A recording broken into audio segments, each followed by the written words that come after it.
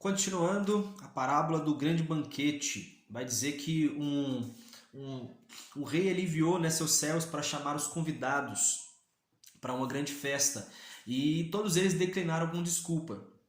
Então, o dono da festa, o rei, agora ele vai chamar, pede para o seu servo chamar agora os cegos, os coxos e os aleijados. E aí eles trouxeram essas pessoas e trouxeram mais outros ainda, né, pelo caminho. E os que previamente haviam sido convidados, né, Jesus conclui com essa parábola aqui do grande banquete que eles jamais vão provar da ceia do Senhor. Então cabe, né, nessa questão de que muitos são chamados, poucos são escolhidos, né? Jesus chamou primeiramente os judeus eles não aceitaram ali o chamado de Jesus e agora o chamado é para todos os gentios, ou seja, para todos nós, né? Glória a Deus por isso. Então essa parábola do grande banquete fala sobre isso. O custo de ser discípulo de Jesus, o que ele vai falar? Olha, se você amar mais ao seu filho, a sua vida, mais a seu pai, né? Você não é digno de Jesus quem ama mais o filho, ama mais o pai, ama mais a vida. Alguém que for fazer um empreendimento, ele calcula primeiro, né? Olha, tipo assim, cara, eu vou construir uma casa, então eu calculo, será que eu tenho dinheiro, eu tenho reservas para fazer isso, né? Calcula primeiro para que depois, quando você começar essa obra, as pessoas não venham zombar, né? Que você começou uma obra, mas não conseguiu terminar. Outra coisa, Jesus também vai dizer, olha, que todo aquele que não conseguir renunciar tudo quanto que tem mais de estimado não serve para poder ser o seu discípulo. Jesus ele comia com os pecadores, e o engraçado é que os de má fama, as pessoas de má fama na cidade procuravam Jesus, e os de boa fama difamavam Jesus, que eram os religiosos, né? Esses queriam difamar Jesus. A parábola da ovelha perdida, né? Um homem possuindo 100 ovelhas, perdendo uma delas, não deixa as 99. Em dois evangelistas que falam com isso, Lucas fala com mais detalhes sobre essa parábola da ovelha perdida, né? Ele vai dizer, possuindo um homem 100 ovelhas, perdendo uma delas, não deixa as 99 no campo e busca que se extraviou, achando, chama amigos e vizinhos. Haverá muito mais alegria por 99 por um que se arrepende do que 99 que não tem necessidade de arrependimento. Essa é a conclusão dessa parábola que Jesus diz. Aí nós pulamos para a parábola da moeda perdida, né? Uma mulher possuindo 10 dracmas, perdendo uma, acende a candeia, varre a casa e a procura diligentemente até encontrá-la. Quando ela acha, ela chama as amigas, as vizinhas, e há grande júbilo na presença dos anjos por um pecador que se arrepende. A conclusão também dessa parábola é dizendo, olha, o Senhor prefere aquele pecador que se arrepende. Tanto da ovelha perdida como da dracma perdida fala sobre arrependimento, sobre que Jesus se agrada das pessoas que se arrependem. E aí a terceira parábola, a parábola do filho pródigo, né? O pai tinha 2 filhos, dividiu a herança. Aí um filho ele saiu para terras distantes, né? E ele viveu de forma irresponsável, abateu grande fome sobre aquela terra, né? E aí passou necessidade. E aí ele empregou-se, né, cuidando ali de porcos. E aí ele desejou comer as alfarrobas, né, que eram comidas ali de porcos. E quando ele desejou comer isso, ele falou consigo mesmo, disse, olha, os empregados do meu pai têm grande fartura. Aí eu tenho um plano. O que eu estou pensando aqui? Eu vou chegar, então, vou voltar para a casa do meu pai e dizer para ele, pai, eu pequei contra o céu e contra a terra, eu já não sou digno mais de ser chamado teu filho. Me receba como um dos seus funcionários. Então, quando o filho está chegando, né, o pai já estava na janela, tipo, imagino que o pai fazia isso todo dia, né, analisando, esperando ali o filho. Aí quando ele vê o filho, ele sai ao encontro dele, ele já pede, né, pede uma melhor roupa para poder colocar nele, coloca um anel de autoridade e sandálias de filho. Então pegou só, traz a melhor roupa que tiver aí, põe um anel de autoridade e traz as sandálias de filho para ele. E também faz o seguinte, vamos matar um novilho gordo, o novilho. Aí eu acho interessante porque ele usa o artigo definido, né? Fala de um novilho que estava sendo preparado para um momento especial. Não é um novilho qualquer, é o novilho, artigo definido. Então Era um novilho especial para aquela ocasião. Então eles fazem uma festa ali. Aí aconteceu que o filho mais velho, ele estava voltando do campo. E aí ele viu aquela festa, né, todo mundo festejando, chamou um servo, perguntou o que está acontecendo. Ele disse, olha, teu irmão voltou. E teu irmão agora, né, seu pai está fazendo uma festa para ele. Então o filho mais velho, o irmão mais velho não se alegra. E ele vai dizer assim, olha, eu trabalhei tantos anos sem desobedecer uma única ordem sua, meu pai. Né? E você nunca me ofereceu nenhum cabrito para comer com os meus amigos. E aí termina a parábola também de uma forma assim enigmática, porque o pai vai dizer assim, filho, teu irmão estava perdido e agora ele voltou. É necessário que a gente se alegre com ele. Então, né, não dá mais detalhes se realmente o filho mais velho entrou dentro da casa ou se o filho mais novo ele voltou, ele saiu da casa e foi conversar com o irmão, não sabe. Né? Essa parábola fica assim no ar. E assim termina essa parábola do filho pródigo. Vai falar agora da parábola do administrador infiel. E Jesus contando aos discípulos, continuando contando aos discípulos ainda. Perceba assim que são 4 parábolas que ele conta ali diretamente para os seus discípulos. Um certo homem chamou, né, o seu funcionário para poder prestar contas da sua administração, porque tinha ouvido falar que ele estava sendo infiel. Aí, esse administrador infiel vai dizer o seguinte, olha, eu vou pensar num plano para que quando eu perder meu cargo, né, eu já sei que meu servo vai tirar esse cargo, o que eu posso bolar aqui para poder, né, ficar bem? Aí ele pensou o seguinte, olha, eu vou ir na casa das pessoas e eu vou dizer para eles assim, ó, você deve 100 denários para o meu patrão, eu vou anotar aqui 50, mas você não esquece que eu estou fazendo isso para você não. E ele fez isso com várias outras pessoas. Então aconteceu que Jesus ele vai dizer assim, olha, os filhos desse mundo, mostrando a atitude desse servo, ele vai dizer assim, olha, os filhos desse mundo eles são muito mais sagazes que os filhos da luz, para poder conquistar suas coisas, os seus interesses, porque os filhos desse mundo não importa de mentir, eles não importam de enganar, eles não importam, eles só querem lucro. Então o que acontece? Jesus vai dizer assim, olha, usem as riquezas desse mundo para poder ajudar ao próximo e ganhar amigos para que esses vos recebam nas moradas eternas.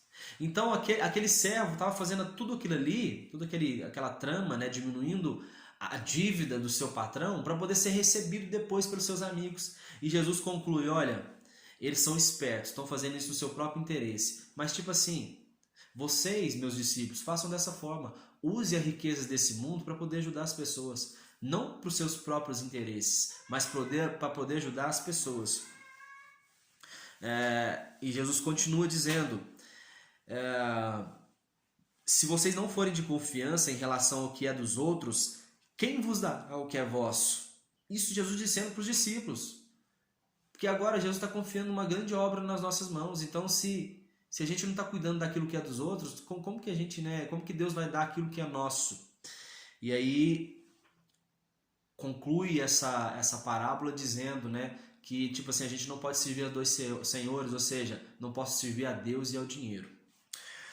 Os fariseus eles vão zombar de Jesus após ouvir isso, e ele diz, olha, e Jesus vai dizer assim, olha, vocês se justificam a si mesmo, né? E aquilo que vocês atribuem grande valor é detestável aos olhos de Deus. Aos olhos de Deus. Jesus vai continuar dizendo, olha, os profetas eles profetizaram até João. Daí em diante estão sendo pregadas as boas novas e todos tentam conquistar sua entrada. E Jesus conclui dizendo, né, que é mais fácil desaparecer os céus do que cair um traço da menor letra da lei. Dentro desse sermão, dizendo que os profetas profetizaram até João e que a partir de João é pregada as boas novas e as pessoas tentam entrar, né? Conquistar a sua entrada ali no reino de Deus com esforço, né? Ou a força, em algumas versões dizem. E aí com isso ele finaliza dizendo, né? Depois, olha, é mais fácil desaparecer os céus e a terra do que cair um traço da lei. Então Jesus ele veio para poder cumprir a lei. Dentro de tudo que ele estava dizendo, ele dizia também, olha, eu também vim para poder cumprir a lei. Jesus vai falar sobre a questão do divórcio, né? Que Jesus não aceita o divórcio. Isso é algo concedido por causa da dureza do coração do homem, mas isso não é aceitável para ele. Agora fala também sobre a questão do rico, né? e do rico avarento e Lázaro. É uma passagem também relatada somente por Lucas, né? Acho que nós falamos algumas outras aqui. Essas parábolas da dracma perdida, também do filho pródigo, parábolas que somente Lucas conta, né? Eu esqueci de estar falando isso, a gente tá comentando sobre isso. Então agora vai falar sobre a parábola do rico e Lázaro, que é só Lucas relata ela, né? E diz assim: havia um homem rico que vivia de uma forma arregalada, né? E Lázaro, um mendigo, vivia coberto de chagas. E ele vivia pedir esmolas na porta da casa desse homem rico. Aconteceu que um dia esse homem rico morreu e Lázaro também morreu. E aí, no Hades, vai dizer no Hades, ou seja, no inferno, vai dizer que aquele homem rico, ele olha para cima, vê Abraão e diz assim: Abraão, aqui está muito calor. Pede para Lázaro molhar somente a ponta do dedo para eu colocar na minha língua, porque eu estou com muito calor. E aí Abraão vai dizer: olha, não tem jeito, cara, aqui há um abismo muito grande, né, entre eu e você. Então aí aquele homem rico vai dizer assim: não, mas espera então, Abraão, por favor, então avisa pelo menos os meus irmãos, né, que aonde que eu tô, fala para eles mudarem de vida, para que eles não venham para cá. E aí Abraão vai dizer assim: não, pode ficar tranquilo, que eles têm Moisés e os profetas. E aí o homem rico diz assim: não, não, pai Abraão, mas por favor, só isso não basta, não. Se alguém que ressuscitar foi e dizer para eles, né? Tipo, o próprio homem rico estava querendo ir lá. Se eu ressuscitar e for lá avisar para eles, eu tenho certeza que eles vão ouvir. Então, aí Abraão conclui dizendo: olha, mesmo que alguém ressuscite dentre os mortos, eles não vão acreditar. E isso Abraão já estava apontando para Jesus, porque Jesus ressuscitou dentre os mortos, e quantos que acreditam nele hoje? Muita gente não acredita. Então essa é uma passagem aqui, essa parábola do rico e Lázaro. Agora um alerta contra os escândalos. Olha, é inevitável que ocorram, né, escândalos no corpo de Cristo, mas ai daquele que faz tropeçar qualquer um desses pequeninos que vem até mim. É mais fácil, né, que amarrasse uma corda com uma pedra no pescoço e fosse lançado no mais profundo mar. E vai dizer: olha, se o teu irmão pecar 7 vezes com você, 7 vezes, se teu irmão pecar 7 vezes ao dia com você, 7 vezes o perdoe. 7 vezes o perdoe. Os apóstolos diante disso pedem, eles vão dizer assim: Senhor, aumenta a nossa fé. E Jesus vai dizer assim: olha, essas coisas, né, vocês precisam praticar. Para sua fé ser aumentada, vocês precisam praticar. E aí ele conclui, né, dentro desse tópico aqui, dizendo que se nós cumprimos somente aquilo que foi mandado para nós, nós somos servos inúteis. Então a gente tem que fazer até mesmo aquilo que não foi pedido para nós. E cabe até mesmo, né, nessa questão, né, de tipo assim, de perdoar. Olha, vocês, tudo bem, você tem que perdoar só uma vez. Ah, não, né, eu perdoei, já tá bom. Não, perdoa, se falou 70, então perdoa também 80, sabe? Perdoa muito mais do que isso. Perdoe, ame, faz muito mais do que aquilo que está sendo pedido. É o que Jesus disse para nós. Vai falar agora sobre a cura dos 10 leprosos. Essa questão também é só Lucas que relata, né? Que haviam entre Samaria e Galiléia 10 leprosos, eles vieram até Jesus. Eles ficaram de longe, né? E falaram com Jesus, pedindo misericórdia dele. E Jesus dizia assim: olha, vá até os sacerdotes e se apresente a eles, que vocês vão ser curados. Aí acontece que dos 10, um deles percebe que havia sido curado a partir do momento que eles estavam a caminho de ir aos sacerdotes. E aí ele volta e vai agradecer a Jesus. Mas quando ele encontra com Jesus, Jesus vai dizer assim: olha, mas não foram 10 os que foram curados? E aí, a partir daquele momento, Jesus vai dizer assim: olha, ele vai dizer para esse homem: olha, a tua fé te salvou. Sabe, a tua fé te salvou. Jesus fica abismado, né, por os outros 10 não terem voltado. Mas ele abençoa aquele que voltou, e aquele era um samaritano, e além de ser curado, agora ele também foi salvo, né? Então essa é uma passagem que somente Lucas relata. E vamos finalizar aqui agora falando sobre a questão da chegada do reino de Deus, que ele não vem com aparência visível, né? O reino de Deus, ele está entre nós. Assim como aconteceu nos dias de Noé, também o Filho do Homem vai ser desse jeito, né? Nos tempos de Noé, muitos se davam em matrimônio, muitos estavam fazendo festa, até o dia que Noé entrou dentro da arca. E com isso veio o dilúvio e condenou todo mundo. E foi da mesma forma como aconteceu nos tempos de Ló, né?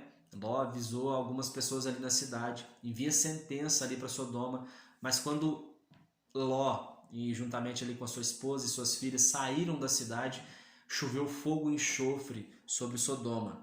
Então, Jesus conclui dizendo: olha, naquela noite eu vos asseguro que 2 pessoas estarão numa cama, e uma será levada e a outra será deixada. Fala sobre o arrebatamento, né?